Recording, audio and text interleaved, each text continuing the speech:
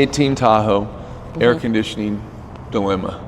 How long have you been dealing with it, first off? In January. This year? Yes, of this year. I was looking for a bigger car, and a few popped up in Provo. They said everything works great, it's been inspected. So I paid for it, drove, went 2 exits, and called them and said there's something not right. Like, it was swaying. None of the USB ports work, none of the electrical stuff. Bring it in, we'll get it taken care of. We'll get it all fixed, no problems. So I drive the car to Mount Pleasant, shit's falling apart. The transmission blows. And I called them again, and I was like, what piece of shit did you sell me? Right. How long did it take you to get it fixed? A month. Okay. So it was with them a little over a month. Okay. So I've owned the car for 1 month and 2 weeks And at this you've point. driven it a couple of days. I mean, like, yeah. Okay. A matter of like 3 days Okay. total. You're making payments, which is lovely. Yeah, so he got the transmission fixed. We're just waiting for the warranty company, but the problem is that it wasn't pre-authorized. Did you call the warranty company? I was like, what are you talking about? Like, you said that you were going back and forth with them. At this point, I'm just like, That's not your job. Yeah. I mean, you have to authorize them to work on the car, but if they're going through the warranty company, we do it all the time. Well, and we're the ones that get the authorization yes. from the warranty. He said, well, we will cover half of the cost. Oh, geez. We called the mechanics and we said, who authorized you to fix the transmission? Right. He said, the dealership did.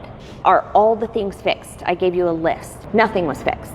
And this has just been recently, within the last month or two? Yeah. So now we saw it like, what, a couple weeks ago for an air conditioning issue? We have somebody that we just stop in every once in a while, a shop down the street from us. The AC wasn't working. AC is like far beyond what I understand of the mechanics of it, how it works. All I know is that when it doesn't work, you usually go and get it recharged, Right. and it usually helps. So we took it down the street. He knows my family. So at this point, I'm just aching for trust. I tell him what the issue is. Well, let's recharge it, see how it goes. So it lasts 1 week. An air conditioning system has Freon in it, whether it's R134, R12, there's all kinds of different blends of Freon, but it looks like this. It's invisible. You can't see it.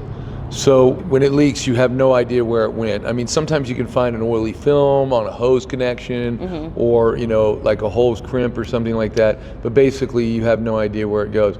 Now, if he doesn't have the equipment for it, what he did is he just got a can of it and topped it off. Topping off an air conditioning system like that without actually evacuating the system and then recharging it is like thinking, hey, I have low oil pressure. I'm just going to take and add 3 quarts of oil.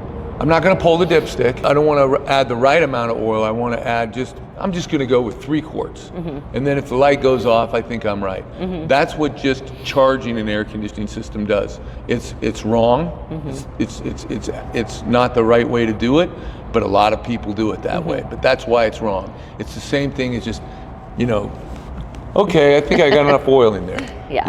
Yeah. So you have to the way to do it is you have to evacuate the system. You weigh how much you got out. So if you draw out 1 pound and it takes 1.5 pounds, you knew that you were a 1/2 pound low, you add another 1/2 pound to it. That's the proper way to do it. That's why he couldn't do it. He didn't have a machine to actually tell you, put the right amount in there. You brought it to me, I think about, 2 weeks ago, and we did an evacuate and recharge. Yeah. Charged it up at Blue Coal for, 2 weeks, and now 10 days? Okay. Yeah. An air conditioning system, they're all built the same. And I'm going to draw a little picture here for you. We're going to draw the AC compressor. It's a closed loop system. So on the compressor, you have 2 lines. You have a high side hose that goes to the condenser. It's in front of the radiator. Okay, then out of the condenser, you have another line. This is the firewall of the car. And this is you inside the car. Here's the steering wheel and you're driving the steering wheel. I'm not an artist, okay? So inside the car is what they call an evap core. An evaporator core. Okay. And it's a small little radiator, so we're gonna do like that. It's inside behind the firewall. It's in the air box. It's with the air is blowing across and it blows on your face, okay? And then this has got a line that comes out of it, and then the line goes back to the compressor. Now there's a few little components in between, like a receiver dryer, but basically this is the system. And it's closed loop because you're sucking the Freon into the low side.